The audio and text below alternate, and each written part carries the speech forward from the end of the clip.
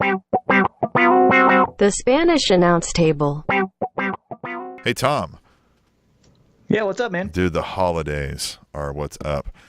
How's that before we get into everything for the week? This is a professional wrestling podcast. We are the Spanish announce table, but we are the stars of that show, and people want to know what's up with that.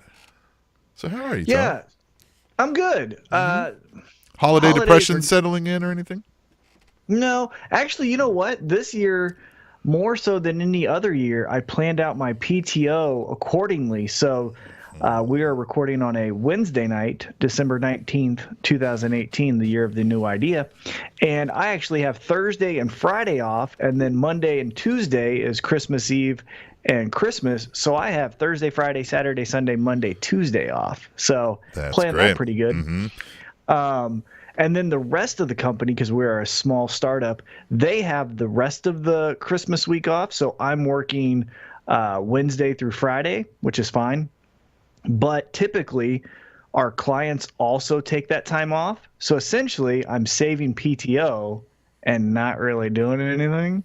And so, look at that. Except whatever the company needs. Well, yeah. Well, Right. And there's some fires that need to be put out this week. But guess what?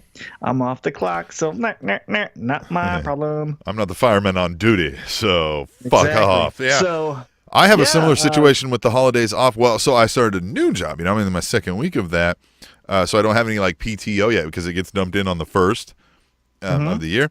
Well, it just so happens they were like, hey, by the way, it's like Monday's Christmas Eve, Tuesday's Christmas, Monday is New Year's Eve, Tuesday's New Year's. You get all of those off paid. So I get a 4-day weekend. Then I work 3 days, then I get a 4-day weekend, then I come back and work a 4-day week. I was like, this is the best job ever. Yeah, that is awesome. Right. And what works for my PTO, going back to how I planned it out, is last week I had 2 days off, so I only worked 3 days. So I've only been working 3 days a week the last 3 weeks. That's so great. How about that? Yeah. I mean, that's all you normally work anyway, if you add it up, you know what I mean, your real actual Oh, work. Way less than that. Then. Yeah, that's really adding, time. I've probably, in a year, in the 52 weeks, I've probably worked a solid 12 weeks. Yeah. I'm glad I don't, employ you for this show. Here's the thing, though. I do my work efficiently. So I don't take a lot of time to get my work done. So not to brag, but where someone would take, let's say, 3 hours to finish a task, it takes me about 30 to 45 minutes. So the rest of that time, and I know this, the only reward for getting your work done is more work. So I don't tell people when I get my work done. So then I spend the rest of that time where I should be working, listening to podcasts, having fun. Have you been reading my diary, Tom? Why is that? Because it sounds like everything. This is how I get by. I thought this was my secret. I thought, now you're kayfabe, Tom. Like you're letting everybody know, Tom. That's the thing. That is the thing. Just remember. Well, we're gonna have to make this a paid episode. Yep. Yeah. But the only reward for getting your work done is more work. So don't get your work done unless they say you need to get your work done. Unless it's guaranteed that your more work comes with more money. Then there's a decision you can make there, right? Then you can decide if you want to take on the more work. But typically it seems to not. Yeah. Typically it seems to not everywhere that I've been employed. So so back to the holidays though. Got everything planned out, I think. Bought? Because everything's bought. Everything's bought and good. The one gift that I have for Emily is something that she needs to pick the day and time for. So it is bought, but it has not been executed in the sense that I got her some gag gifts for her to what? And then I'll tell her, this is what the real gift is. And then she has to pick the day and time for when that happens. But that is paid for. So as far as gifts, all done. All done. My wife was all done. I finished over this weekend. She was gone on her birthday was a few weeks ago, and her friends were busy then, her circle of lifelong sister friends, and then they went away and did like a girls' weekend out and about and had fun. And so I took that time to go finish my Christmas shopping, obviously, right? Well, my wife had been done, right? Everything was wrapped. And then one day we were arguing about something, and I forget, kind of what we were arguing about at the moment. But it was getting a little elevated, right? We were arguing about something, and she goes over and she starts unwrapping these Christmas presents. And I was like, "What are you doing?" And she was like, "I'm taking these back." And I was like, "Really?" I was like, "Are you really like getting like really?" And she was like, "No." And what they are is they were like slacks and button-up dress shirts that I no longer need. Like I needed those for my previous job, and I was just saying like I need a whole bunch more because I'd lost weight and stuff. And so she had bought a bunch for Christmas, and and so I don't need those anymore because I wear jeans and like polos now. So she had meant to do that anyway, right? And she was just kind of like on autopilot, ignoring me when we argue. Like that's what I mean. What I probably deserve. That's what she does. And so I go figure, huh? It sounds like somebody speaking from experience.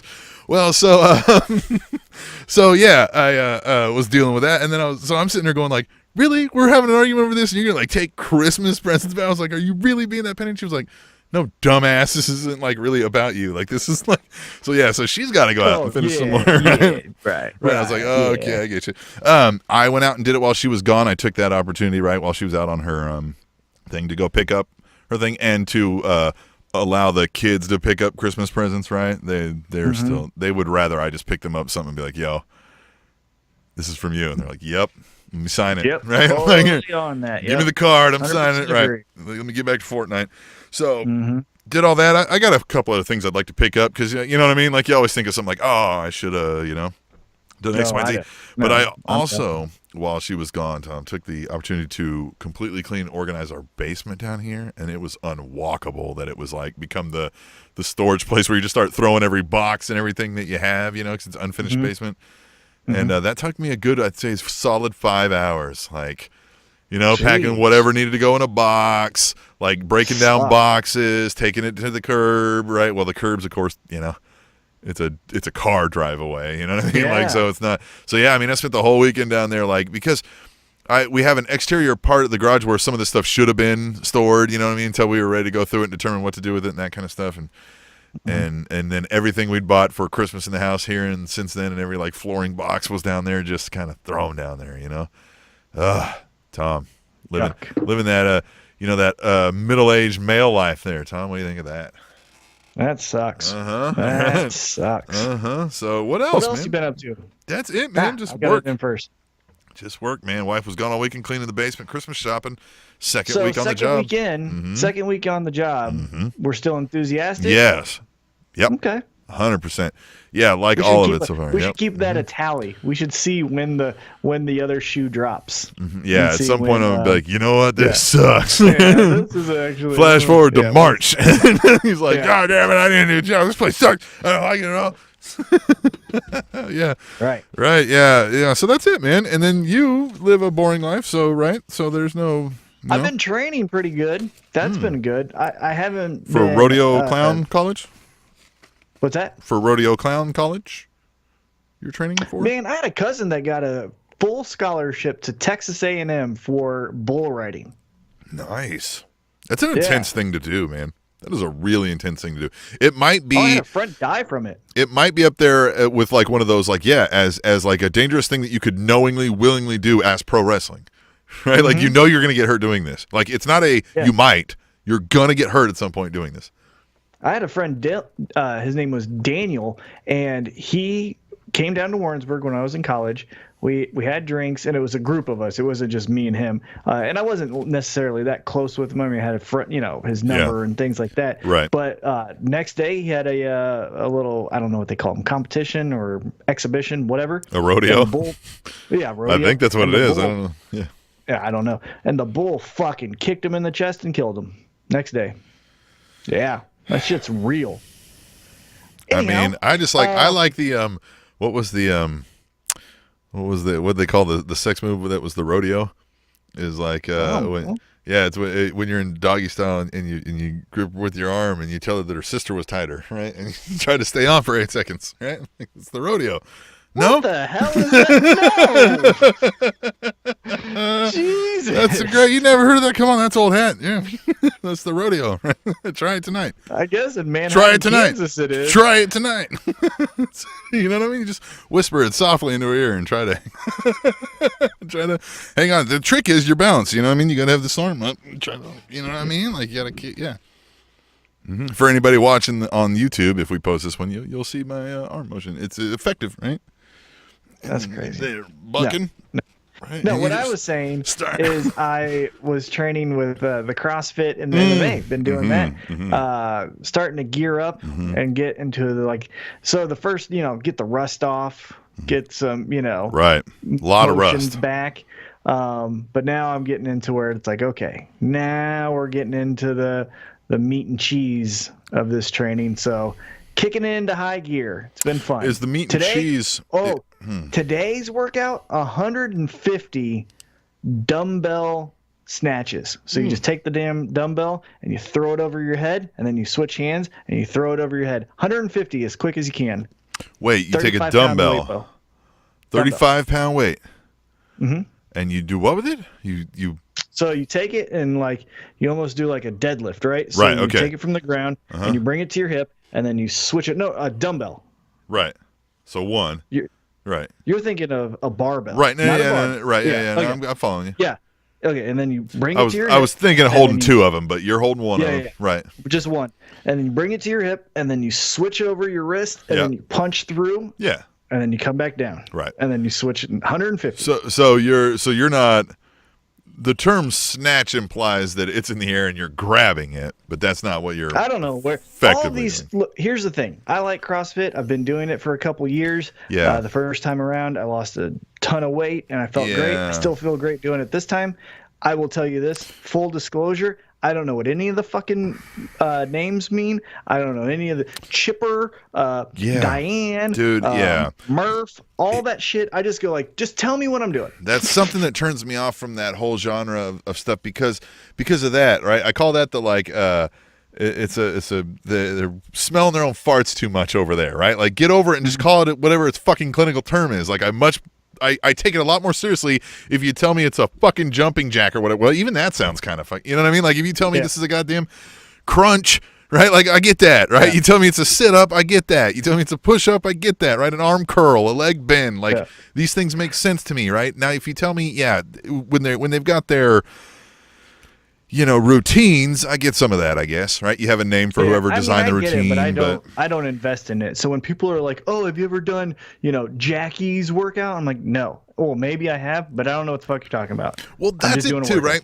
So I get it, right? Like, and even if I'm in CrossFit, right? Let's say I'm doing that, I don't ever envision myself being that person, right? Because when they're gonna come and be like, "Yo, did you do the Diane Johnson?" Right? That's where you do, and because they always have to tell you, right? Like, okay, so just start telling me what you had to do for your workout because that's where this is going anyway, right? And it's always something intense, right? I'm never gonna be like, that's.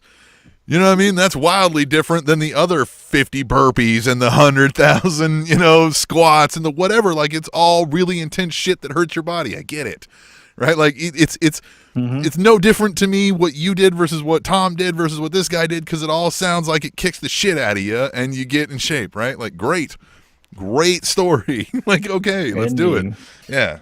All right. So you've been training. Enough about the ranting on CrossFit. Let's get into some news. You want to talk a little WWE World of Wrestling news? We've got some interesting topics lined up here. I like this.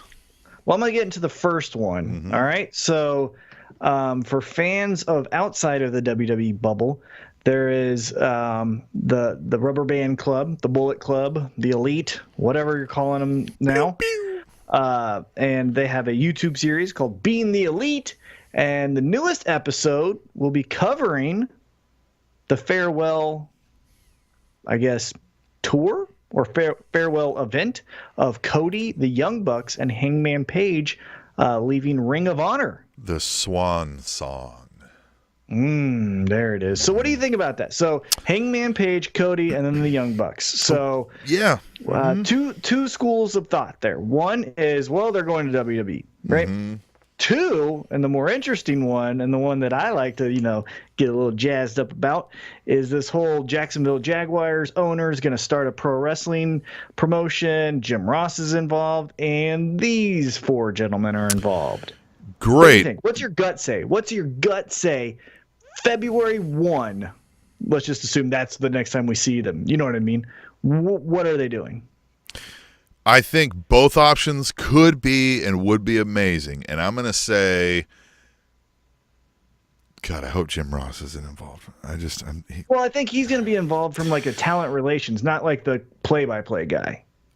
Hey, look what he did when he was at WWE. Now that's, lightning in the bottle. It sounded more likely that this Jacksonville Jaguar things is a thing that's, the owner of that starting this new company with these guys is a thing, right? That's what sounded the most plausible to me until right now, as I sit here thinking about, it wouldn't put it past me for these guys to pull off what they consider the ultimate troll and ultimate swerve, right? And to put all of this out there so that when they show up on WWE, holy shit. Right? Like everybody's like, oh my God, right? They make a few phone calls, they get some people to go, and leak some shit to the news.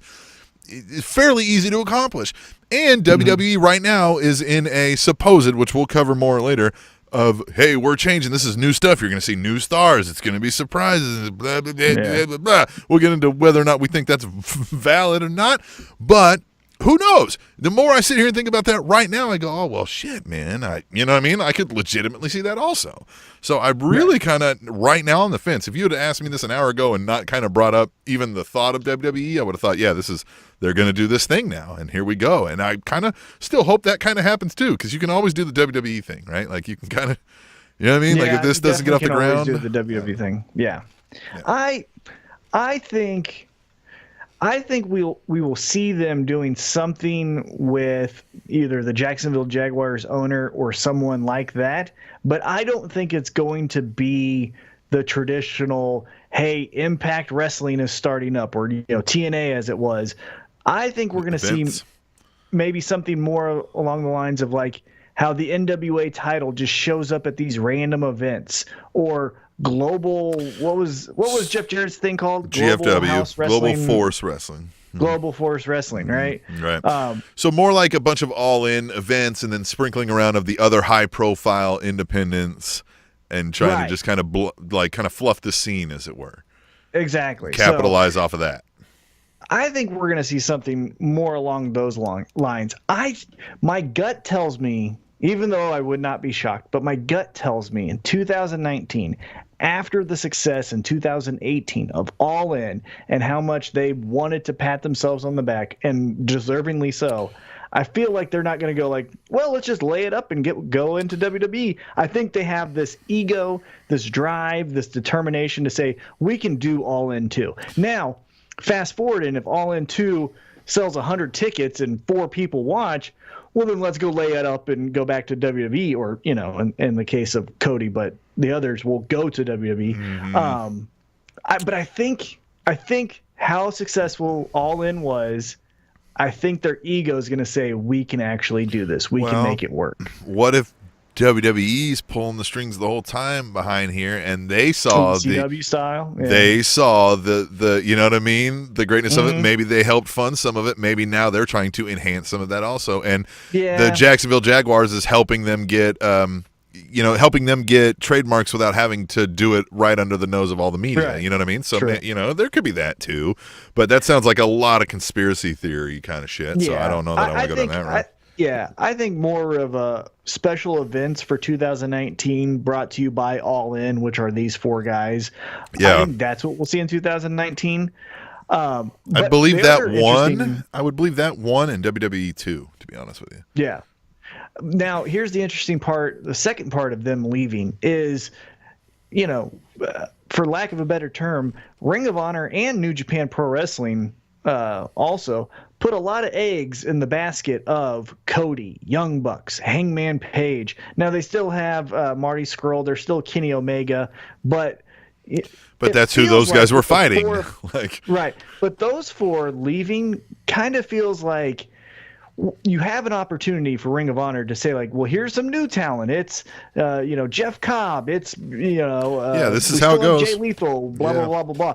But I also feel like in 2019, at least for the first quarter to into second quarter, hey, Ring of Honor, hey, New Japan, with these guys leaving and potentially more if this is, the all-in promotion comes about, you guys have some work to do, A lot. or girls. Girls have some work to do as well. Yeah, you got a lot to do. Yeah, it will be interesting to see what comes of this, but something is going to happen, right? Like Definitely. soon. Something's going to happen soon. So, yeah. What's next? Well, we shall see. All right, next story I got for you. And this one caught my eye just because of the level of talent that is going outside of the umbrella. And it is Johnny Gargano will face Austin Theory at Evolve 120 in Woodside, New York. What do you think about that? It's going to be Saturday, January 19th. Johnny Gargano, now heel Johnny Gargano, and spoiler, NXT, you might see something with him and Tommaso Ciampa involving Aleister Black, but that's for another story. And but Johnny sorry, Gargano, a top guy, 5-star match NXT, as the babyface was the Sami Zayn face of the promotion, going outside and working a match for another company, Evolve. What are your thoughts? I like it, and I will cover more of this kind of concept in the next segment, which, by the way, this is a special episode. These holiday episodes, traditionally, if you've been a fan of the Spanish Announce Table, you well know we do a Christmas wish list. And then next episode, we'll do kind of like a year in reviews, recaps, and awards maybe, and we'll do a New Year's resolutions, those kind of things. But here, we keep this one short because we've got stuff to do. It's the holidays, as we mentioned. Definitely. So we'll cover, but I'm going to cover that in my wish list. So, but this one in particular, I like this. This Johnny Gargano fits that company he well. comes from Evolve. Right, exactly. Remember, he was from Evolve. And the Street Profits have been a part of Evolve. It gives them credibility. It's really good for Roderick everybody. Strong did something there too. It makes sense for him to say, I'm going back, right? I was an Evolve superstar. Now welcome me back home, kind of thing. That's cool. I feel like if it was a lesser used talent on NXT, for example, a Matt Riddle, yes, I agree with that. The fat black guy, what's his name? Keith Lee. Keith Lee. If it was one of those guys going shine to Evolve, a lot more. Yeah, right. Well, Cassius Ohno, right? I'd be like, well, yeah, because what the fuck are they really doing, right? Now Matt Riddle might be getting pushed, but you get what I'm saying. Johnny Gargano. When you say NXT 2018. It's Johnny Gargano. Tommaso Ciampa as well, but Johnny Gargano. Well, but Ciampa and Gargano, they both fed off of each other to make all that happen. So yeah, and even Gargano had that amazing title match against Cien Almas. Right. You know what I'm saying? So it's just like, really, you're gonna let that one go? He was the face promotion? of NXT, That's what I'm saying. right? Yeah, rips an ACL. Breaks a shoulder. I don't know. Hopefully that doesn't happen. And obviously he's done a million matches, so it's not like he's necessarily injury prone. I think he but busted a ball. Happen. I think he busted a ball. Yeah, that was not good. Yeah, get something in his eye. Can't see for a while. That part sucks. of the ball. Yeah. I don't know. So yeah. Right. So it'll be interesting to see. I hope we see more of that, and that's a little bit of a spoiler also for the next segment. Now, if you don't like spoilers, here's a true fact. Well, guess what? Sometimes life sucks, and you don't always get what you want. Right? Yeah. I kind of talked over that. Sorry, but right, yeah. Right. All right. So then let me get into something that I want to talk about, and this is big news because the McMahon family, minus Linda, because she's one of our damn cabinet members apparently. So. That apparently she is. She's in charge of the small business in the United States of America. Because they run that super small business there. That company, mom and pop shop. That mom and pop shop that definitely didn't kill small businesses around the damn country/world. Yeah, okay, all right. So the McMahons, the on-screen ones, show up to Monday Night Raw, and they promise. Hey, we hear you. We realize this sucks. We've been phoning it in. We've been focused on other things, right? I'm paraphrasing what they say, right? And they go into the whole things are going to be different now. Starting now, we're in control, and you know what I mean. And we're doing away with the rematch clause. Right? They start throwing around all this shit, right? And forgive me, this is not journalism here. I'm going to go off on opinions here. I'm not buying any of this. This sounds like ass talk to me, right? People are talking right out of their ass. This sounds like they are saying everything they think they are supposed to say right now. Right. Right? Yeah, they think they're like we're fixing it. Now we're here. No. Oh, no. You are the problem. Like, do we not like have some self-realization here? Sorry, I didn't mean to interrupt what you were about to say. No, I was going to say the speech they had that kicked off Raw felt a lot like, and I don't have kids that I know of, but it felt a lot like, you know, when you catch a kid in a lie or you catch a kid doing something wrong, and that apology where they're not apologizing to you because they're sorry. They're just saying things that will hopefully make you as the parent just story of my life. Yep. Stop it. Yeah, just every day. Right? I'm like, I have to go. Hey, don't insult my intelligence. That's how that whole promo felt. It was like, yo, yeah. Because like here, so they bust into the whole rematch clause. That's gone. Like, oh, excuse me. Oh, okay. Am I to believe then that your own made-up obligation is why you guys keep having to write the same storyline over and over and over again to death? That's why? Because of that damn rematch clause, huh? That's why you keep writing the same shit over and over again? And that's why you're suddenly going to stop now? I don't buy it. I don't believe a second of it. Well, and to specifically call out that, I don't think... Nobody thought that was the correct me problem. if I'm wrong, but I never heard that as a criticism. Exactly. I never heard of like, you know Right. why I don't watch Monday Night Raw? Or you know what, I don't watch pro wrestling? Because if they lose, they just get an immediate rematch. I've never really heard that criticism. I Now, griped you can about it here. specifically you can specifically go to certain instances, of course, but I'm Well- saying generally speaking, we don't say like, you know what I hate? Instant rematches. No, you know what I hate? Just because rematches. And there's a difference. I've said on the show that I thought it was never like this is stupid, they should no longer do it. I would just went, of all the things that they pulled the WWE move on of pretend it never happened, they never did that with the rematch clause. It was like there was like a real rule for some reason that they had to have these stupid, and I was like, oh no, it's because they don't have any ideas, so they try to stretch these out for as long as they can. There are simpler ways to do this, right? Like there's not, and the whole like, well, we need new stars. It's not that we need new stars. What we've been complaining about is Rey Mysterio is fine. Randy Orton is fine. But you have Rey Mysterio going against Randy Orton, which we've seen forever. We don't want that. We want new feuds, new matches, new storylines. You can use the old people because they are experienced and they're very valuable cogs. And here's the thing.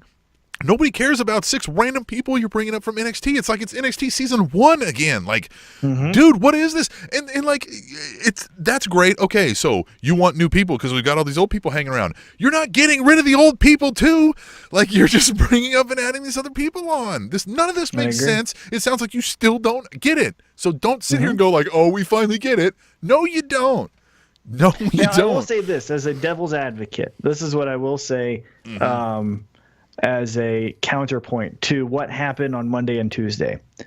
It is Christmas, right? Yeah. So let's also take for what timing is happening when they made this announcement.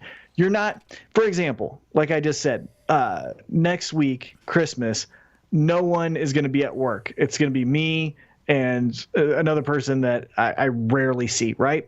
So if I get a brand new outfit for Christmas, like, I don't know, a Spanish Announce Table hoodie that you can get at cafepress.com or SpanishAnnounceTable.net, and I get that hoodie, I'm not going to wear it Christmas week at work to show it off because no one's there. Right. And so I think a little bit of this announcement was kind of mistimed in the sense of, hey, we have something new.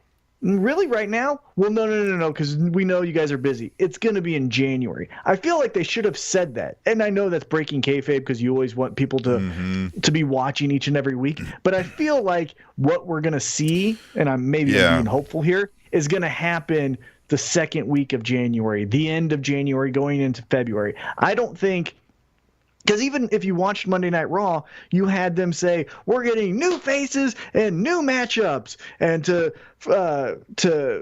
make this point, to drive this point home, we're going to see Dolph Ziggler versus Finn Balor. Yeah. And you're like, well, and wait a minute. Here's Baron Corbin to get beat up by the same guys who beat him up less than 24 hours ago. Right. Like, what are you fucking talking about? Like, what are you fucking talking about? None of this is different. That was my problem. Like, you guys. Well, but to play devil's advocate, I think, again, it's because, hey, next week we already taped our shows. We taped 2 shows in one night, so we already got next week in the can. Let's get through the holidays, because we know Tim is busy with, Christmas. Tom is out there, drinking away just empty feelings that he has. We'll get into this in January, but I get why they can't say that verbatim. Right. I've got some advice and suggestions for them to think about while they are getting through the holidays, right? Because, they don't take breaks, but yet they're going to use the holidays as an excuse. So, yes, new matchups and new faces are great. But you could roll an endless circus of people I've never heard of through the door each and every week, and you'll still see declining ratings. Nobody cares if you don't give me a goddamn reason, right? Like, some of you out there, the reason is, well, this guy does cool flips and shit, right? But that is not the average television viewer, especially here in the United States, where the majority of your money's coming from. Like, it's just not how it works. You got to come up with some storylines. If it takes you hiring better writers, I mean, we discussed this where you have to temper the writers a little bit, because it's a different animal in the wrestling world, right? You have a wholly different animal. We talked about this. Well, we talked about this through text this week. At length, right? Yeah, because pro wrestling is a different animal in this sense. And I wholeheartedly believe this because there's proof to it. But you can't necessarily hire the best soap opera writer from Days of Our Lives to then come over to wrestling and say, like, hey, all that cool shit you did over there, can you do it here? And on the other end of the spectrum, I don't think you can say, hey, 30 years pro wrestling fan, write us the greatest pro wrestling, because the best have a mixture of both. And that's why a guy, is it Brian Gertz or something that left? Who's the Rocks guy? Is it Brian Gertz? Gerwitz. Yeah. That's why he left. You know why? Because he, not to say he mastered, but he did awesome in pro wrestling, but pro wrestling wasn't his lifeblood. So when Rock left, he goes, well, hey, there's some more money over there. And he went there, right? Yeah. It's because you can't have outsiders who know nothing about this, because we've seen locally, if you don't know what wrestling is, you will fail NWL. And if you don't know anything other than pro wrestling, well, you're just going to tell the same story because it's predictable. I've got suggestions for them then, right? So what you don't do is you don't hire those people to write your scripts and your full-on details of your storyline, right? But there's no reason you can't have a pool of guys to sit there and kick out ideas all damn day long that you can then fluff and take and use and manipulate. There's no reason you can't source out people to listen to every damn talk show and podcast they find to hear those little nuggets and go, ooh, I heard random schmuck have a thing that maybe we can work with, right? Like, because you can't do it by yourself when you have to kick it out every damn week, 15 hours of programming every week. Like, you're going to have to crowdsource some of this, right? Like, start doing some of that. Pay some schmucks slightly above minimum wage to just come up with reports. Hey, here's some random shit I heard some people suggest. It may suck. It may be good. And somebody's going, no. Okay, I'll let them read that one. I'll let them think about that one. And maybe 5% ever reach even somebody's desk who matters, but there's some fresh ideas that person didn't think about. You know what I mean? Like, and maybe they come up with something off of those. Right? You know what I mean? Like, how many times have I give you a list of random things and a slight concept, or our listeners have, and you came up with T-Mac story time, right? There's people like you that can do that if we just give them some tools, right? So they can do some things like that. There's also how they're writing this, right? Like you said, there's 3 segments of Nia Jax. Guys, you have way too many people. Keep these real quick and short. If I see Bobby Roode more than 2 minutes on my screen, you've spent too much time on him because you have so much time to fill.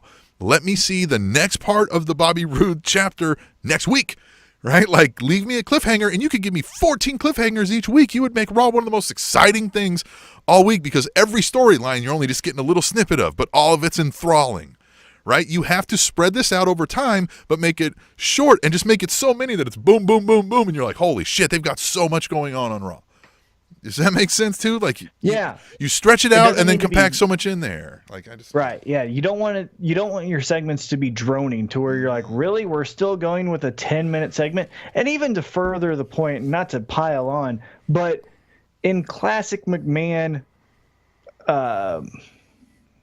structuring, is here is a brand new Monday Night Raw, and we're going to kick it off with a 20-minute promo. Yeah. God damn it, guys. You've done this every time. Mm-hmm. And I get, because if you go back, and one thing to really pay attention to is when Vince McMahon did the Stone Cold Steve Austin podcast, one of the things he said is you have to have a story at the start to make people care about the match later. And that is true, right? It's hard for a general viewer to just say, here's the bell, and here's music, here comes Bobby Roode, and here's another guy. Well, why are they fighting, right? And I understand that. But the 20-minute promo that says, here's what we're starting with, and at the end of the night, this is going to have a bow at the end, that's where we have to stop it.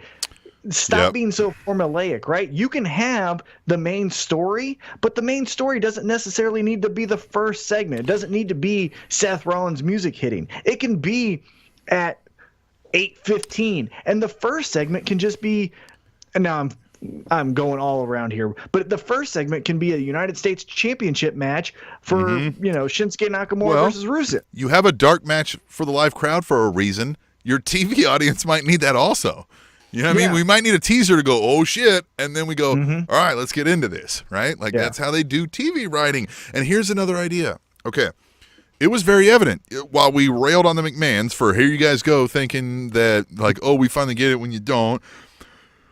We've talked about how Vince McMahon is just better at this than the other McMahons and the other people who've tried to come after him. So when he's having his segment with The Miz on SmackDown, it's just way better than any authority figure they've ever tried to plug in there. He just comes off way better. So what you've got to go do is find yourself, if it's got to be actors or a guy like Corey Graves who you can no longer really use in the ring or maybe just aren't gonna, like a Leo Rush, like they're never really going to make him a huge thing, but he's great on the mic. Start moving those guys into those roles, right? Who can play those better, who are believable actors, because like McMahon playing him off and be like, yeah, shutting the door felt so damn real. And we don't get that with some of this other garbage you keep throwing out here, guys, right? The acting game has to step it up. You've got to get coaches in there. You've got to have acting courses to understand storytelling and structure. And because the same, what you're saying about like the television writers not working for like soap operas and stuff, yes, absolutely. But story arcs and how you structure a story and how you segment it out and your plot points all 100% apply. All of them 100% apply. All of your, like, when your twist should come and your rising action should come and your falling action and your resolution should come, all of those plot points should 100% apply to the storytelling aspect of pro wrestling. So that's where some outside help of people who are just successful at that can help them miles. Like, and they just don't get that.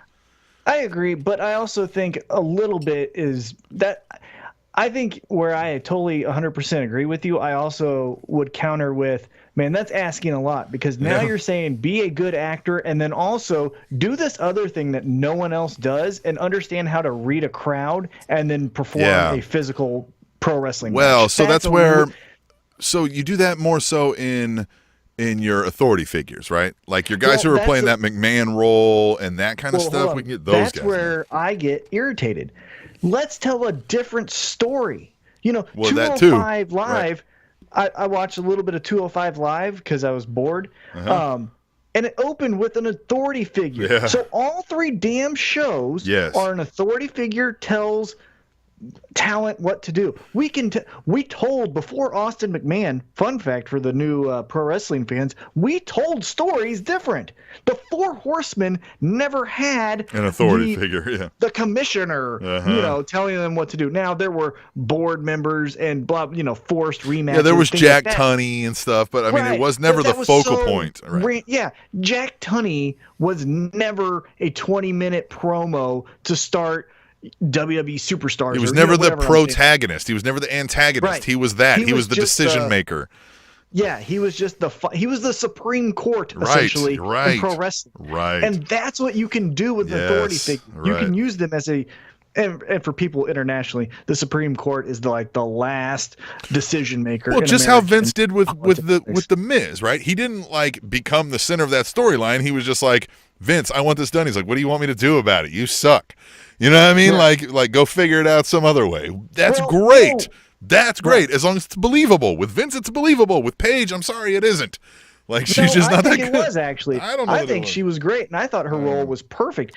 She's The better than what they've biggest- had out there, but Yeah. like it's definitely not there with Kurt Angle, and it's definitely not Yeah. there with Well, what I was Flacco. gonna say you know? is this whole revamp to me, and again, trying to pay attention to the IWC on Twitter and things like that, I didn't necessarily hear that SmackDown was sucking that bad. Now, there Right. were definitely old matchups, like you said, the Randy Orton, Rey Mysterio thing, but I thought Paige was doing good. Like, Raw was suffering with the authority storyline.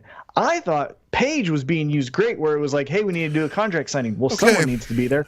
And hey, we need a match right now. Well, I'll make it happen. But she I don't- did great. But we need to start telling stories. Going back to my original point, we need to start telling stories away. Not everyone has an authority figure that they want to hate or love, right? Sometimes my beef is just directly with you, or Yeah. sometimes my competition is just for the title. Yeah. It doesn't need to be this authority figure burden all the time. I 100% agree with that it does not need to be. I do, however, think they 100% dropped the ball with the Baron Corbin thing. Did you hear how much heat he was getting on Raw when he came out? Well, And they were. I mean, don't think that's done. I don't think that's done. You don't think it's done? Because that's Nah. the deal is because it was new and different, that it was like an active guy who was still, you could argue, in his, like, he's probably not even in his prime yet, right? Still on an ascending figure on the roster.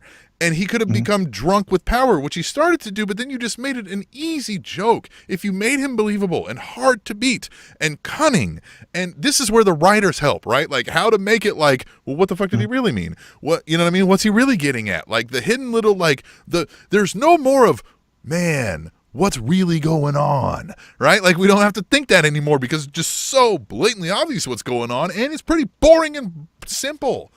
Like it's just too simple anymore. Like I don't know. Well, but it's hard though too, because where I want to be, a little bit fair is, for example, I think for a new wrestling fan, one of the stories that I thought was cool, but I could see from a mile away, but that's because I watch wrestling for 10 hours a week for the last 20 years plus, right? Was when Dean Ambrose came out with his fun little masked men, called out Seth Rollins. Seth Rollins didn't come out, so then he did an open challenge, and that was cool, right? That's a new matchup, because going into Monday Night Raw, you did not think that there was going to be an Intercontinental Championship match between Tyler Breeze and Dean Ambrose, right? Cool. And then Dean Ambrose wins because he's the better talented heel, but he's the better talented wrestler than Tyler Breeze, and he wins. But then he goes, Seth Rollins, you coward, you were never there. Well, he was dressed up as one of the guys, and he beats him up. For me and you and most of the listeners here that have watched pro wrestling, we probably all saw that coming. But for my girlfriend, who I forced to watch this stuff, she was genuinely shocked because she hadn't seen that, right? Sure. One thing that is hard for the pro wrestling writer is where that hits well with Emily, that does not hit well with me or you, because we've seen this a million times. And it's so hard because, everything, there's nothing new under the sun kind of thing. So here I've got a suggestion also, right? And we're going to cover this more in the next segment as well. But you have a shit ton of different brands right now under your umbrella, and they should be that distinct, different goddamn brands, right? We're sitting here arguing over some fine details about what we think the direction should be. There's no reason they couldn't do both. They have two main rosters. They have an NXT. They have an NXT UK. They have a 205 Live. You could be doing 5 different kind of angles and things for your different subsects of your fans, right? And then I won't be turned off by half the show and not want to watch it because I think half of it sucks, right? I might just watch this brand and be more dedicated to that and watch that more and buy more stuff from your advertiser. Like, there's no reason you can't do that, guys. You could have the thing I want, the more plot twists and the shorter segments and the more nighttime drama-esque kind of feel to it, right? You could have a thing where that, and you can cherry pick your specific talent that works best for that. And then you can have a 205 Live that's pretty much ROH light, right? Like, we're just going to go out there and we're going to have these 20-minute matches where everybody flips all over the place and you go, oh my God, wow, right? You could have that, but you could, like you said, have Rey Mysterio Jr. in that. And you could have, like, you know what I mean? Like, you could cherry pick the best talent. Freaking Johnny Gargano could be in that. And, like, you know what I mean? Like, you could split this up, guys. Like, you don't have to fit everything into every show the same way. It doesn't have to be everything for everybody. And then out comes SmackDown, and it's everything for everybody. And then it's NXT, and it's like almost everything for almost everybody. And then it's 205 Live, and it's like this thing for these couple guys. Like, what the fuck are you talking about, guys? Like, come on, brand yourselves right here. This is weird. If you had Coke, and then it was like kind of Coke also, and then like a Coke but not as good yet, and then like a small Coke, like, and we're talking about the drink, right? Like, not cocaine, but like, I'm talking about like, let's say Coca-Cola, right? Like a Pepsi or whatever, right? Like, if they had these different, like, they've got Coke and Sprite and whatever their orange is, if it's Fanta or whatever there is, and a Dr. Pepper, right? But if it was like Coca-Cola, and then pretty much also Coca-Cola, and then here's Coca-Cola, but they just need a little bit more, you know, flavor yet, and then here's the light-bodied Coca-Cola. Like, nobody would buy that shit. Like, that doesn't make any sense. So, like, you guys are doing that. I don't know. What do I know? I don't get paid to do this, I guess. That is true. You are not getting paid. Right. But you can get some money if you go to tableshow@gmail.com and donate $1. Help out Tim with his rants, because he's obviously distraught over this new announcement that the McMahons are not really going to change anything. It's become clear that they just don't actually honestly get it. And they clearly think they do, and they just don't. And now, I'm hoping you brought up a thought I didn't think of. Maybe it just isn't there yet. Maybe they got to get through the holidays. What are you doing over there? I don't know. Something's happening. All right. Is that better? Yes. All right. So, yeah, maybe they got to get through the holidays. Maybe they got to... I think that's what it is. I don't know. Now, I'm being overly optimistic, right? I have no reason to be. But I'm thinking, hey, we're not going to shoot our shot when no one's watching on Christmas. We're not going to shoot our shot on New Year's when no one's watching. I think that's stupid and kind of old style thinking, because if you go back to podcasts, right? What's the biggest podcast to ever hit in pro wrestling? When CM Punk shit all over WWE. You know when that was dropped? Thanksgiving Day. Right. 2 million. It broke a website, right? So the whole, like, we can't do it because it's Christmas. Can't do it because it's New Year's. They will come to you.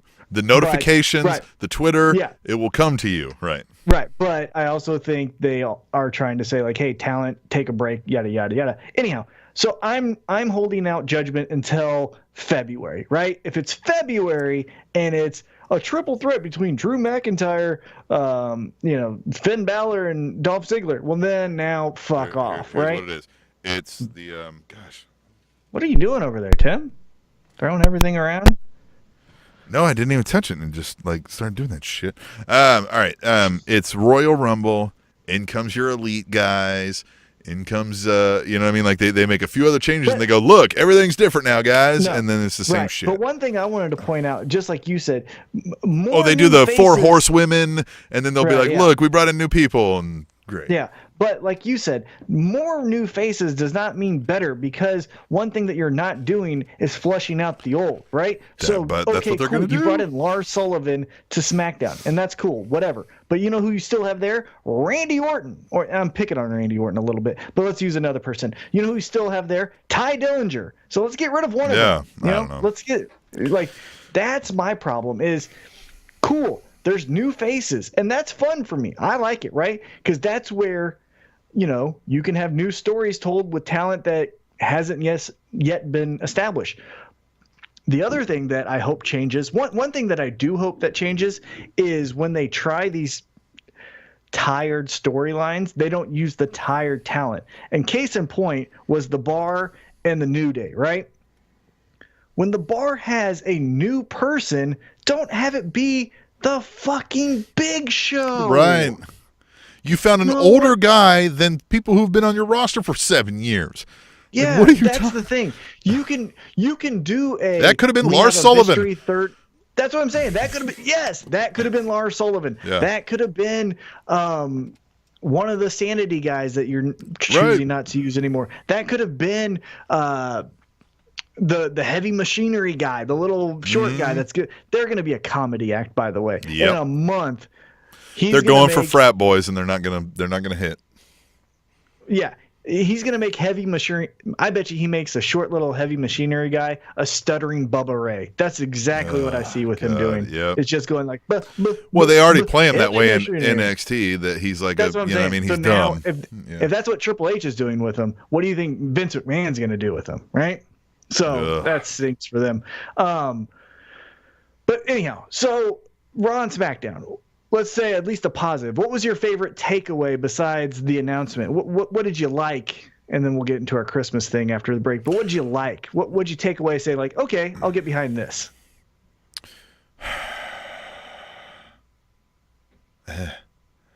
I don't know. I felt turned off a lot by Raw because I was just like, I don't, you know what I mean? Like, you guys are ending with the natty thing. Like, you end with the natty thing. Nobody is telling you that this storyline is great and that they care. And it's not about a fucking woman thing because everybody's telling you they love Becky Lynch, right? Like, we would absolutely support her finishing the show. Like, so that was there. They end the Baron Corbin thing where I just thought they had so many forks and angles they could have went off of, right? Like, even if you take him out of power immediately, but you just squashed him here, like, it just felt weird, right? And then the McMahon thing turned out, I don't think there was anything on there. I enjoyed SmackDown better, but I'm worried.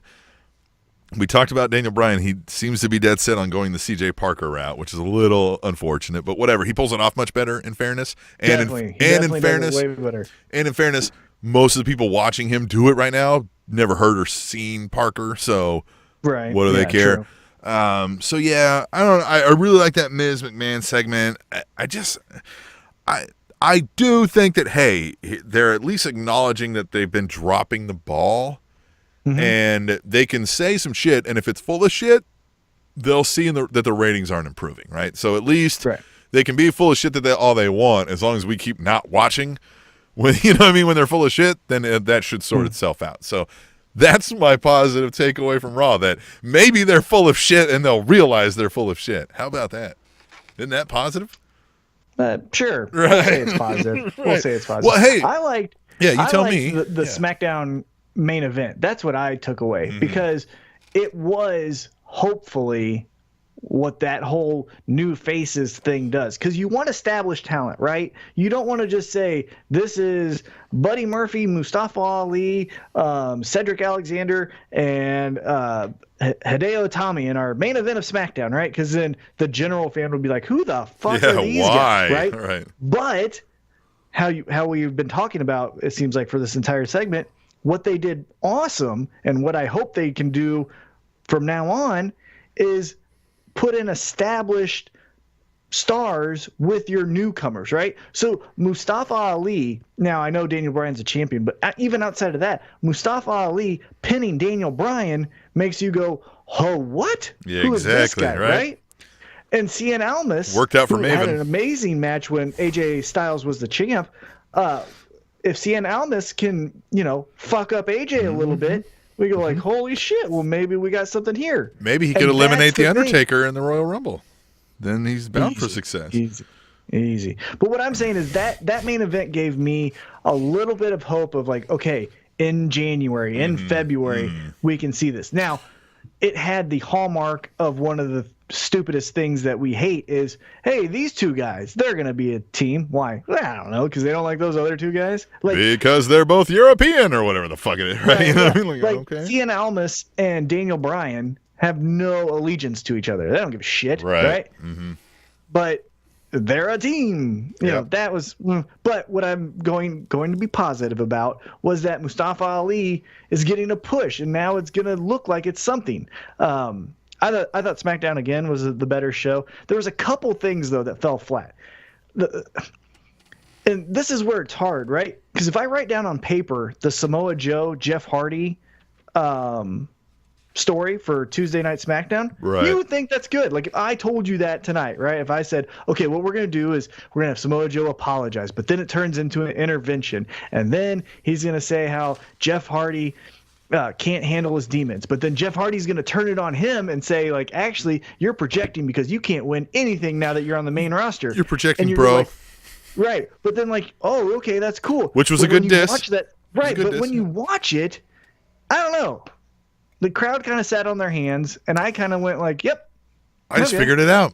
Tom, I just figured out what the new thing is. What they're going to do come January. Like what the new thing is. It's been right under our nose the whole time. We've just been now talking about it. It'll be the WWE debut of Willow. Get out of here. Okay, let's take a break. That's it. Let's take a break. Let's not take a break because what I want to do before we do this, because it is a special show and we're not going to kind of cover in-depth Raw and SmackDown like we did. I want to shout out all the glorious fans who have been doing hashtag Tweet the Table on Twitter, right? Okay. And I've picked out the top 10, right? 10. The top A 10! A fucking 10! right? We picked them out, Let's and hear I'm going to read them right here, all right? First one, we're going to start with @BDubs, @B_double_. D. By the way, dude, sent us a bunch of money, told us to get some Coronas. I got to be up front. I suddenly realized we had to renew the website like in like 2 days, and I was like, oh, crap. And I was like, hey, we just got that money from B-Dubs. So you bought our website. So how about this? I'm sorry we didn't get the Coronas. We told everybody how great we think you are, but here's what also we're going to do, right? For the next year that we have this website, thanks to you, when we tell you to visit SpanishAnnounceTable.net, it is SpanishAnnounceTable.net, brought to you by B-Double-D.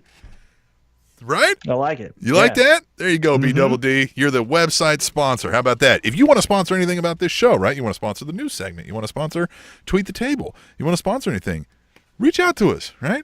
Maybe send us a what you would consider a healthy donation, right? Tableshow@gmail.com on the PayPal, and tell us what you want to sponsor, and we'll consider it and see if we want to accept your donation. Huh? There you go. You like All right, that? Let's get into these tweets. All right. Yeah, let's get into these All right. tweets. @B_double_D says, hold up. How long has Carmella been rapping with R-Truth during the entrance? That shit has to stop. Hashtag Tweet the Table. Yeah, that's not coming across well. No, I don't it's like it. fine. No. What do you mean? She It's sucks. fine. What else do you want her to do? Not be there. Not doing that. She's good, like it. but she's the I comedy like it. thing right now. Like, I like it. I guess it Good for her. fits. I mean, Yeah. she was the comedy thing with what's his name? The guy Enzo who's Cass. yeah, no, the other guy who's been showing his dick to little girls. Oh, What Ellsworth. Ellsworth. Right, we haven't talked about that in the news, right? Where that dude's fucking a Yeah, creep. because it's not worth it. Oh, who cares? knew? Fuck that guy. All right, who would have gathered that guy's a creep? @Katie First. Lady. Throwback here. Says 2018 was definitely a year of firsts for the women in WWE, and hopefully the final of those firsts will culminate at main eventing WrestleMania. Hashtag Tweet the Table. Oof. Oh, I don't know that WWE's ready to swallow that pill yet.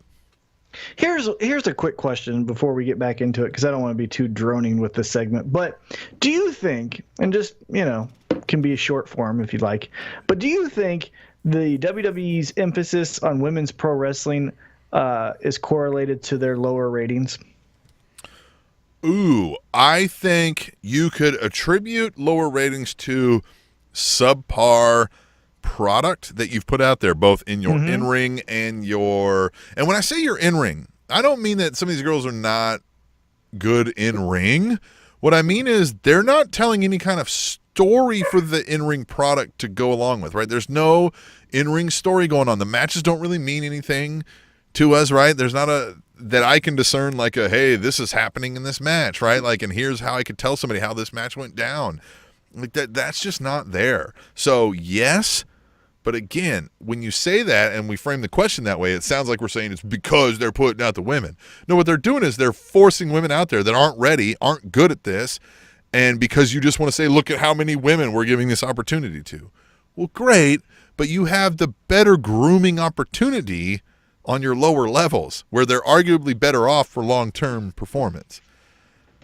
So yeah, okay. I could see why that would, but it would be the same if they just threw random guys from the Performance Center out there that were Yeah. athletic, right? But Right. didn't know wrestling all that well, because that's what they did with But the I girls. also think They kept throwing them out there I until also something think, though, stuck. that there's a subsection of guys that just don't want to watch women's wrestling, and when you put it Yeah. on for the last hour of your show, Oh, sure. Yeah. And right or wrong, whether or not you think right, those guys right or are wrong, I'm right? not saying Yeah. that that's a Sure. good or bad thing, but I'm just saying, But I would say there's that also aside. women who didn't want to Yeah. watch the bra and panty matches, and so they tuned off when that was going Right. on during the aggression era. Again, you could have endless damn brands, guys. You could have that. You could have a bra and panties brand if you wanted to, right? It probably wouldn't go well for you, but you get the idea of what I'm saying here, right? Whatever you thought, like this is an angle you want to go down.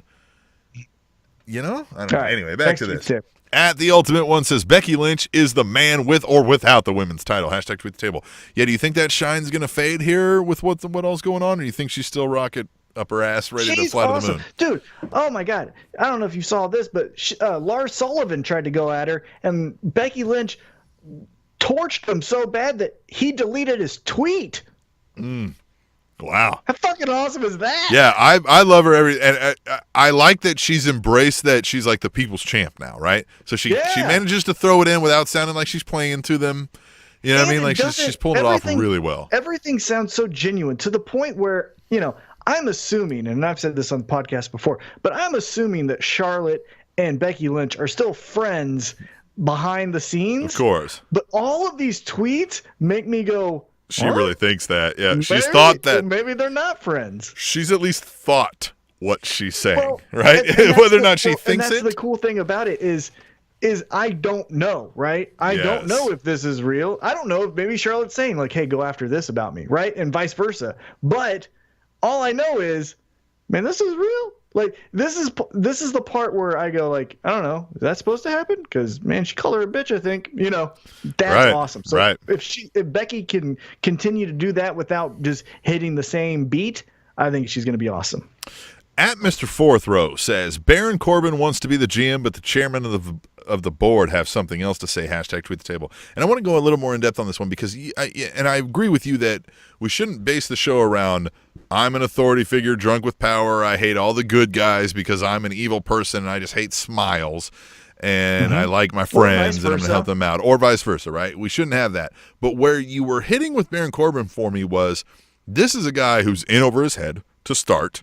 Started to kind of get his feet wet, managed to figure out that he can kind of roll with the punches and can take advantage of the situation, but didn't realize that you can only do that for so long, right? So even if they would have killed his power right here, if you wouldn't have squashed him and you made it almost to where he had a legitimate gripe to be like, hey, I that's not fair. I shouldn't have lost that way. That shouldn't count. And one of these four McMahons goes, I agree with him.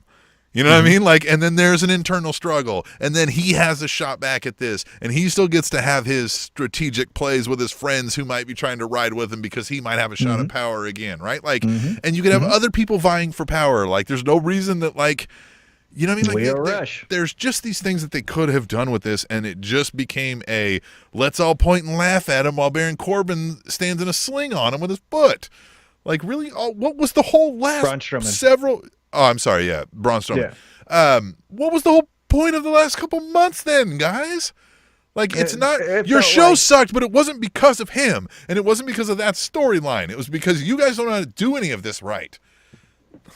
I agree. I think the story, I don't think it's over, but if it is over, it feels like the Vince McMahon son angle where we just go, it's Hornswoggle. Exactly. All right, we'll hit another one from @B_double_D. He says, I hope Alicia Fox and Jinder win this Big Mac shit and win the vacation. That way I don't have to see them for a while. Hashtag tweet the table. Yeah, the Big Mac challenge. Hold on. Let me go into that. So, R-Truth and Carmella win your mixed match challenge, right? They are the mixed match champions of a tournament that you deemed important enough to give them the 30th spot in the Royal Rumble coming up next month. Right. And in their first match after winning the tournament and getting the 30th spot and taking their vacation to the WWE headquarters. Yeah. Ha ha ha. Black Which is people are apparently stupid. Which is fun, though. I mean, well, yeah, right. I mean, yeah. how many times can R-Truth play dumb black guy? Like, that's Right. a little racist. Anyhow, that's beside the point. But, right, so your mixed match challenge champions, their first match since getting this victory and riding this momentum and, like, wave of success. Crowd behind they them. lose to Miz and a partner Miz didn't even pick. Yeah. Miz was just handed.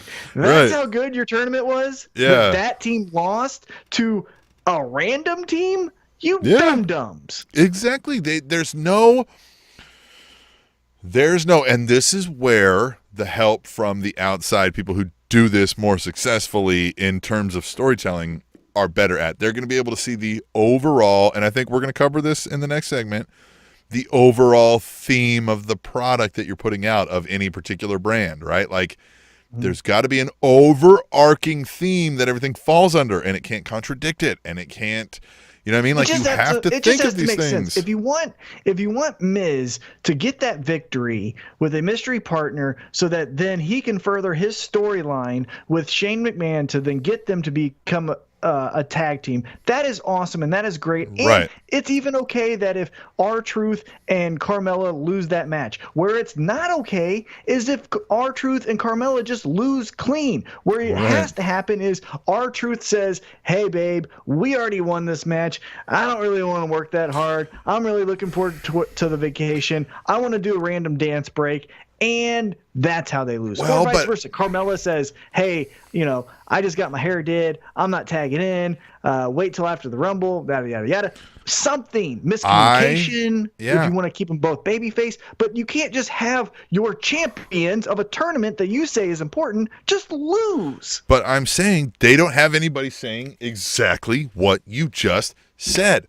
They I'm need applying somebody for the job in tomorrow position. For writer's assistant. They I have it as a I know calendar, it. Update. I'm doing it. But I'm there's doing just- it for you, Tim. All right. I'm doing it for the listeners of Spanish All right. Announce Table. Good. I'm doing it Good. for all of us. Because they don't have anybody there doing that, right? There's nobody sitting there going, okay, they're looking at, okay, in match 1 you did this, guys. You can't then in match 3 do the same thing and we call it a good thing, right? Like there's no oversight. It feels like, and correct me if I'm wrong, I don't know, I'm not back there, but it feels like they've got a bunch of agents assigned to certain people, right? Like, so these people have Road Dogg and these people have whomever, and they go up and they go, Road Dogg's like, all right, you got the 4th segment, and you have this match, the feud's this, we're building to this at Mania, what are you guys going to do tonight? And they go, well, we thought we'd do this and that, and they go, oh, you know what, that works, okay, fine, right? And Road Dogg might think of his 4 matches, right? And he goes, yeah, everything looks good, nobody's mixing up, but then somebody else over here is handling their 4 people, right? And I feel like those two aren't talking, right? Because we get a lot of the same things happening, the same characters, just repackaged in slightly different ways. There's not enough singular oversight of strategic planning, right? There's no strategic planning of and the that's a brand, the little bit on storyline, the theme. That's a little bit on the talent, right? Like if you're R-Truth and Carmella, you can't just say, and I don't know if they did or not, but I'm just saying it seems this way. You can't just say like, okay, boss, that works.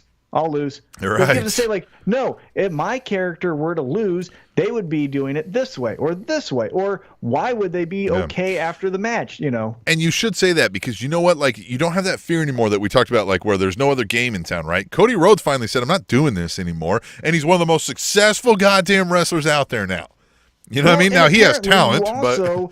You also have to shoot someone on Main Street to get fired from WWE because they just keep you around for fucking 10 years. Zack Ryder is still on the roster. So was R-Truth. So listen, all right, let's move on then. At Katie First Lady says, well, how about instead of Tyler Breeze, let's just call him Tyler Black. He's not named Seth Rollins. # tweet the table.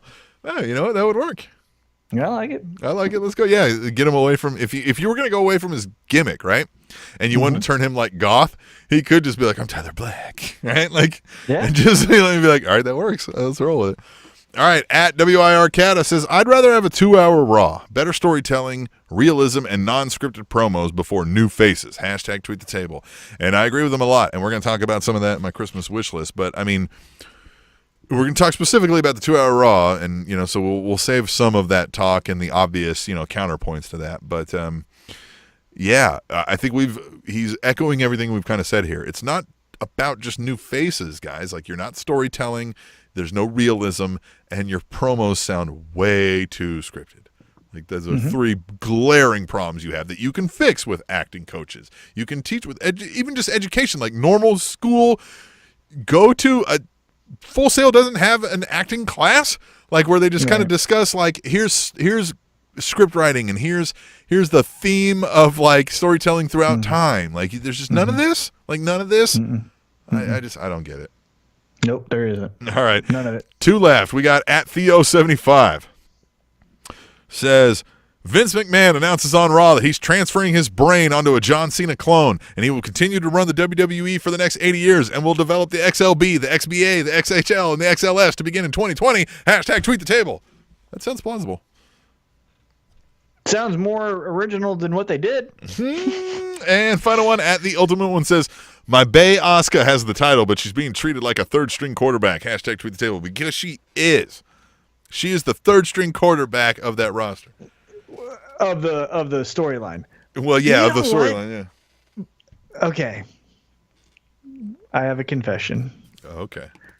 So I hated Asuka. I know you did. Hated it. I hate the stupid. Unnecessarily so. No, it was very necessary. She couldn't cut a promo. She Okay. was being booked as this unstoppable force, which meh. It didn't look like it, right? Yeah, I agree with Didn't look like it. Had a look that made me think of a kiosk at a mall, and nothing about her was charismatic. Now though, she does all these weird, dumb things. Like when they started chanting her name and she starts just shimmying. Yeah. She has a little bit of this. She's like, cute. She's fun to watch. She's yeah, charismatic. It's Yes. a dorky, like Yes. charming aspect of her character. You could at Now, a party hang out with her and never say a word because you're gonna like do some fun dances. You're gonna share some knowing glances, right? She You know what I doesn't mean? Like you're just necessarily gonna need to be a comedy act, but Right. doing that humanizes her. Exactly, And also, yes. going through the first women's TLC match and coming out as a victor gives you some credibility. Where I hated the whole she has an undefeated streak. Well, first off, she's not beating anyone. It was just a bunch of bums. And then when she finally did face someone, she lost at WrestleMania, so fuck her. But now she's doing all these little fun things. She's saying no one's ready for Asuka. She can go through and has credibility winning the first Royal Rumble and now winning the first women's TLC. Well, and she now can I'm into hold it. herself in the Now, I ring, still so think that she's helps. third string. Yes. Exactly. But I'm not hating her as much as I used to. No, I never did. I always felt that way. I'm like, yeah, absolutely, right? You're going to put her in the match to help Becky Lynch get through somebody so we can get to Charlotte or we can, right? You know what I mean? Like she's the what Vince McMahon always said was the maintenance guy, right? Like, yeah, we're not like, I always felt like we shouldn't be having these major long title runs. Sure, an Asuka title run here and there, but she's never should be like the on the poster, the face, but she absolutely is great to be the counterpoint to those people that you're trying to build, right? You know what I mean? Like she's definitely that level B for me is how I always felt. And I know that was sacrilegious to some people. You know what I mean? They were like, oh my gosh, she's the best thing ever. And I'm like, that's where I was getting okay. turned off when they're like, she's the best female pro wrestler of 2018. I would have Shut bought the it. fuck up. I would have bought it if she was unstoppable because she was sly and technically savvy enough to beat these girls who were more powerful or more or whatever, right? Like because she knew the correct way to choke them out, or she knew the right, you know what I mean? Like, and it was just unstoppable because she was so skilled. But they weren't doing that. It was just here's a match and she won. It was like, okay, well, now maybe I'm also just getting beat down with the stupidness, and now I'm finding it charming. But I also, before this, I hated the like awkward and stupid dance that she would do when they're like, look at this unstoppable force. It's like it looks like she's having a seizure as she walks to the ring. Who's fucking scared of that? Right. And what's with all these goddamn colors? Fucking Jesus. That's what I She mean. Like puked- it was. Did she puke Skittles and then put it into a coat? It's Fuck like this if they, girl. it was like if they had Zack Ryder come out with the one-legged pants, still doing the Yeah. Long Island IZ, and they were like, he's unstoppable and nobody can beat him. I'd be like, what? But Like, now, what are you talking but now about? I guess maybe it's just because they've done it so long. It's like, look at You that. just, it is what it is. You've just accepted it. And now she's not It's the Stockholm number, syndrome. even though she's the champion. She's also not the number one. It's Yeah. Becky Lynch. Right. It's Charlotte. You know what I mean? Yeah, it's Stockholm syndrome is what I'm thinking. Maybe it is. At first I didn't like it, but now it's not bad. Hashtag Tweet the Table. You two can play along. We may read some of them on the show. That's our only promise. We definitely might read some of them on the show. If you hashtag Tweet the Table with any wrestling thought that you have at any time of the day, whenever you damn well feel like it. Let's take a break. Let's take a break. We'll come back and we're going to give us our Christmas wish list. You're going to be our Santa and we're going to sit on your lap. You listening right now, we are both going to sit on your lap and we're going to tell you what we want for Christmas. We're going to whisper it in your ear when we come back to the Spanish Announce Table. Fun fact, the largest exporter of sugar is Cuba. The Spanish announce table. Tom. How? Tim, it is the Christmas season. Yep. I'm starting off this segment because I'd like to talk to you first. Good. One thing that is starting to become a tradition in my family is my dad all of a sudden has taken up the duty of dressing up as Santa and providing not Make-A-Wish because it's not official through that organization, but essentially going to either nursing homes or kids who cannot leave their house because of health concerns and being Santa for those people. Last 2 years been doing that. Went over to my friend. That is amazing. Went over to my friend Chris's house. He had his baby prematurely at 4 months, so she has a trach. All of these things. Whoa, we 4 months went is to Children's Mercy. Yeah, went to Children's Mercy. We did Christmas last year there. Now Levi, that's the baby's name. Yeah. She is home, but she Good. still has the trach and things like that. Yeah. So my 4 months is almost not enough. Like that's bare Yeah. minimum almost to live Yeah. outside of it. Yeah. Yeah, and then Chris went over, or excuse me, my dad went over to Chris's house this year dressed up as Santa. Also goes to retirement homes. I always ask him if he knows anyone because he's old, but he goes there and does Santa for them. So that Like, is oh, did you see becoming your a fun- high school class there? Right, you give them some Exactly. ribs, right? So that is becoming a fun That's great. thing during the Christmas season. Very but cool. you know, as usual, when you visit Santa, you tell Santa what you want for Christmas. And so, as a tradition on this podcast, we tell Santa, which in this case is you, the listener, what we want for Christmas. So, Tim, what do you want for Christmas in pro wrestling Okay. this year? It's my turn to tell Santa, which is the listener. Okay. Tell the listener. Yeah, no, that's what I said. Yeah, Right. go ahead. Yep. All right. I'm gonna sit on your lap, listener. Right. I just want to make sure everybody's aware of what's happening. My first wish, I just like to make it weird. I like to make it awkward sometimes. Yeah. Is I'm gonna call out the elephant in the room, and I'm gonna wish that WWE is real with their promise changes. Right. I'm gonna wish on every wish we've got. Number one out here that they're buying time, like you're saying. Right. That they get it and they're like, okay, we at least got to address it. We can't act like it doesn't exist anymore. We've had the worst rating ever. Enough people are saying it that we would be worse off to not even say anything, right? Like, yeah, we're waiting on, whoever to clear up and yada yada and Sami get here Zayn, and go. Kevin Owens. Right, sure, right. Like we've got X, Y, and Z plan. We've just got to buy time through here while the ratings are going to suck no matter what we do. I hope that's right. That's my number one wish because they've got to do something different, right? And so at this point, almost anything different is welcome. But man, you can really fuck up some different, right? So I have some anxiety over this. So I don't know. That's my wish. Oh, That they're just all right. that they actually fully get it and they actually have some legitimate stuff planned. Because what they gave us as the look at the new changes was like, wow, that's a change, Right. right? I agree. Well, good. Okay. That's a big wish, but I like it. I'm going to go Yeah. a little bit smaller, Okay. not as bold. Yes. My first wish for Santa is that we put Matt Riddle on Monday Night Raw. And I want him not in the main event picture, right? Because everyone wants the debuting guy to be the main event of WrestleMania. Yeah, He'll of get course. there. Right. He'll right. get there. I'm talking just 2019. For 2019, I want him to be Intercontinental Champion. I love Matt Riddle. I think he's great. I think he's awesome for one reason in particular.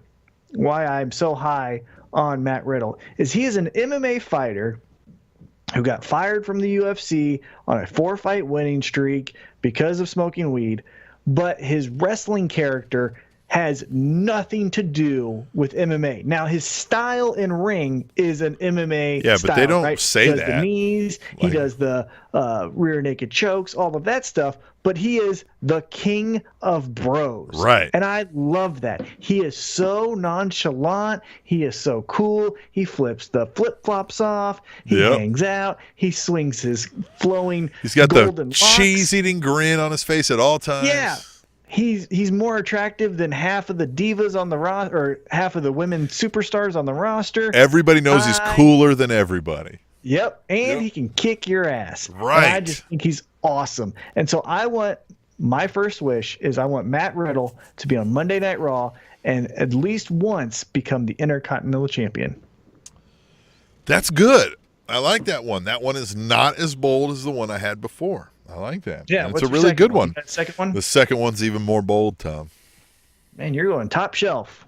I am going top shelf because it's a wish. If anybody can make a wish happen, it's Santa. You, the listener. Remember, I'm on your lap. All right. Did we talk about the lap? Mm-hmm. No, yep, Oh, yeah, you hit all it. right. Okay.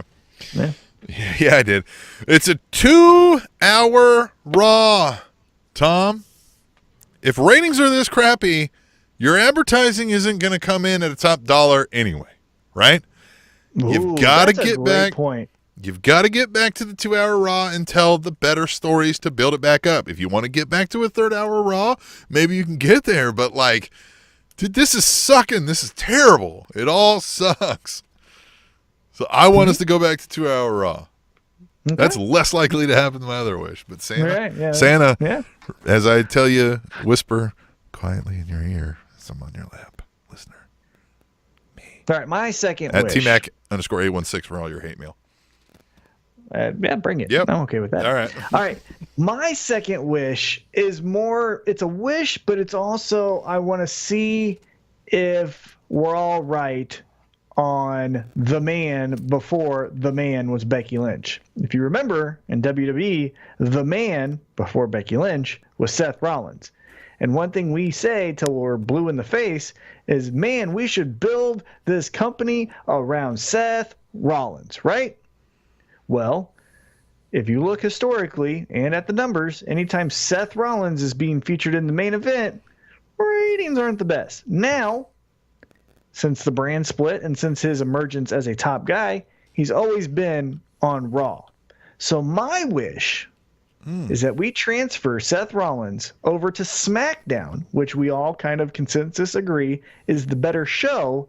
And I want to see if Seth Rollins, the man, can actually come through and be the focal point of a great wrestling show. So my wish is that he gets moved over to SmackDown as a top guy champion, but I want to see I want to see him on the better show. And if he's on the better show, let's see if he can do what we all think he can do. I like this. I like this a lot because it's going to roll very well into my third wish for Santa. All right, let's see. Yeah, what is it? It's that you said you want to see him on the better show, right? Because you think he's going to work better over there, right? You know what I mean? Like you want to see him, right? Right.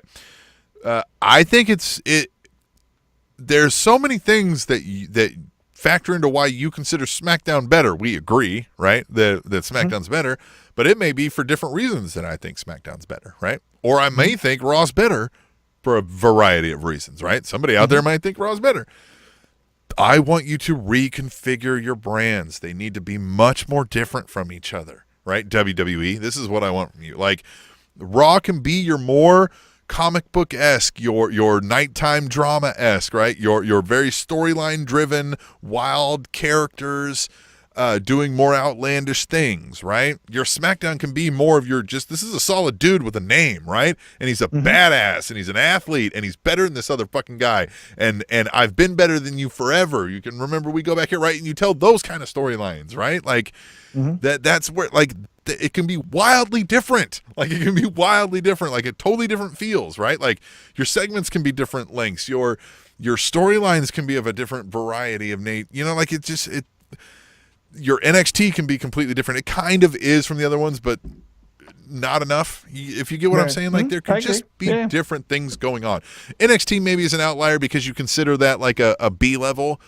So I get that, but maybe you have a B level of one of those brands, right? Like, because you can tell certain talents fit better into that. I do think Seth Rollins fits better into this is a guy, right? Like this is a guy who's really great at what he does, and he's cool in some aspects, right? Like to some people, and he does CrossFit, and he does, you know what I mean? Like he wears the the comic book stuff, so he's got those guys, right? Like, that's his own gig, right? Like, Dean Ambrose kind of fits into that. He's not an outlandish character, right? But like a Rusev and a Nakamura and a Braun Strowman, those guys fit on Raw because that's a comic book and it's a cartoon and it's brah and it's screaming and stuff like that, right? Like, you can have totally different brands with different looks, different feels, the way you format it. 205 Live can be your Rey Mysterios, your Johnny Garganos, you're actually 205 and under, and it can be more ROH-like. Like, you just have this variety of it. That's my wish, and that would, I think, utilize your talent better. You can focus on those kind of storylines. It's just much more efficient to me.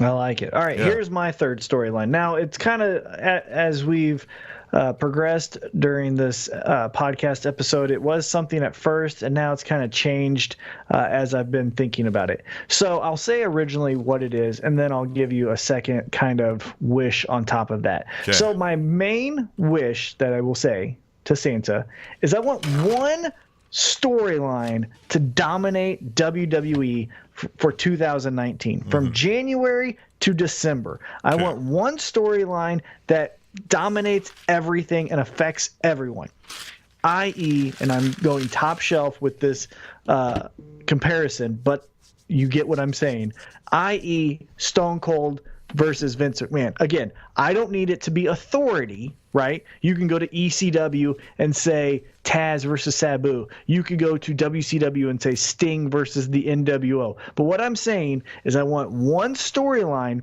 that affects an entire roster and that everyone is tuning in for. Starrcade 97. You go back and watch that pay-per-view. No one gave a shit about the first 5 matches of that card because we were all there for the main event. Now, did that suck for the first 5 matches of that show? Yeah, but guess what? You're the first 5 matches of the show. Suck a dick. I'm tired of 30% of 10 fucking stories that get pushed onto one card. Hey, we got AJ versus Daniel Bryan. Hey, we got Becky versus Charlotte. Hey, we got Braun versus Baron Corbin. Well, none of these stories are really being flushed out. We have one person, Becky Lynch, who's just making a name for herself on her own on Twitter, but we have no real one story that's saying, think about Vince McMahon and Stone Cold. We said this off air. Vince McMahon and Stone Cold was such an intricate storyline in the WWE fabric that factions came off of those two people feuding. You had, remember the Union when it was Ken Shamrock and Mankind and Big Show? That was to combat the corporation, which the corporation was created to get rid of Stone Cold Steve Austin. You know what I'm saying? Mm-hmm. So it's this, I want one storyline. I want to go to WrestleMania. I really want to go to WrestleMania, but I want to go to WrestleMania and tell people I'm going to see fill in the blank versus fill in the blank. And again, it can be Becky Lynch versus Ronda. It can be the McMahons versus the Elite. It can be the 4 Horsemen women versus the 4 Horsewomen. It can be Gargano versus Ciampa. Whatever it is, I want one story to be the thing. I love it.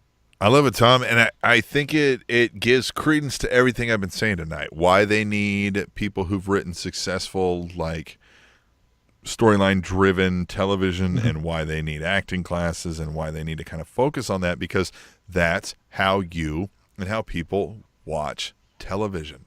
If I'm sitting down to watch 2 hours, well, yeah, and we can get there. If I'm sitting down to watch 2 hours, or I'm sitting down to watch 3 hours, I'm sitting down to watch a television show or a movie, essentially, every night that I do it.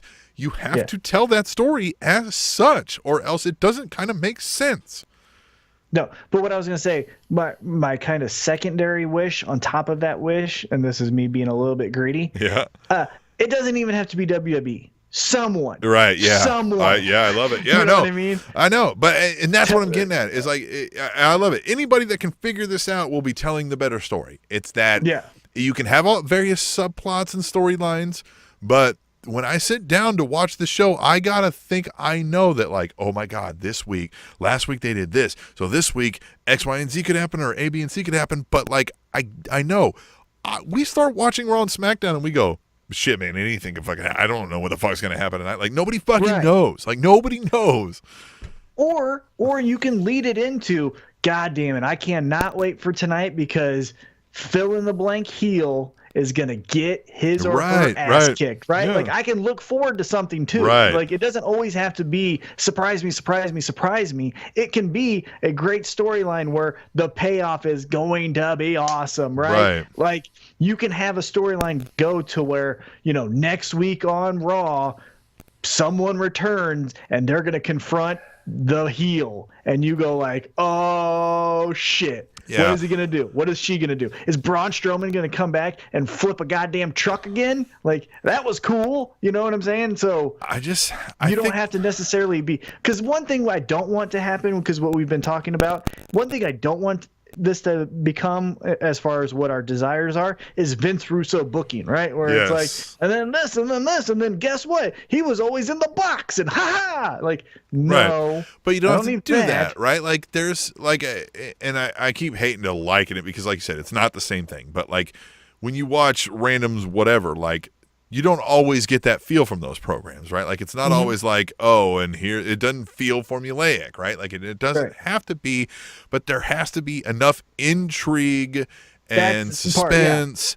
And some of the greatest shows, if you watch an episode, you know exactly like what's going to happen in this episode of Dexter, or you know what exactly is going to happen in this episode of Breaking Bad. But it's so compelling, interesting, and intriguing that you're okay with it. And again, you can say like, we all know that Baron Corbin this week is going to get his ass kicked, but the story leading up to it is what makes us tune in, and that's the part where you can't just be like, ooh. Even at that, even if we go, all right, we all know Baron Corbin's going to get his ass kicked, right? Or he's going to lose and he's going to lose power, right? But what's not intriguing and entertaining is a bunch of guys beat him up with stuff and a one-armed man stands on him. Like, you guys aren't putting enough thought into this. You're phoning it in. Yep, and that's just it. It's that they've kind of forgotten that they've been so focused on, like, Livegate and merch and growing this network that they've kind of forgotten that, like, your commercial to the world to bring in new fans is this televised product. Like, you've got to hit this out the home run first before you can do this other crap. So I think that's where they're at, man. You got anything else, any secondary wishes, even outside of wrestling, that you want to throw out there? I've got a wish. Give us $1. I wish that everyone has a very special and meaningful holiday, and everyone is safe, and everyone, get into a little bit of trouble. All of that go also, to jail. yeah. Yeah, don't go to jail. Get Definitely. in a little bit of trouble, I mean, if you go to jail, hey, man, don't call us. I ain't got bail money. Yeah, we don't have. Yeah, that's why you should give us $1. Is You'd so that have if someone to, does yeah, call us, yeah. we can give that person the bail money. Here we go. Pay it forward, right? Donate us some money. We can bail out your friend when they, you'll have to pay us back the bail, though, of course. All right, we will be back next week with some resolutions, maybe a year in review. Maybe if we don't have time to figure any of that out, maybe we'll just make something else up. Who knows? It's our show. We're the stars. Yes. All right. And we'll be rolling into 2.0. Yeah, we'll be rolling into 2019 here pretty soon. This will be the last episode of 2018 next week when we come back to the Spanish Announce Table. Fun fact, grapes explode when you put them in the microwave. The Spanish Announce Table.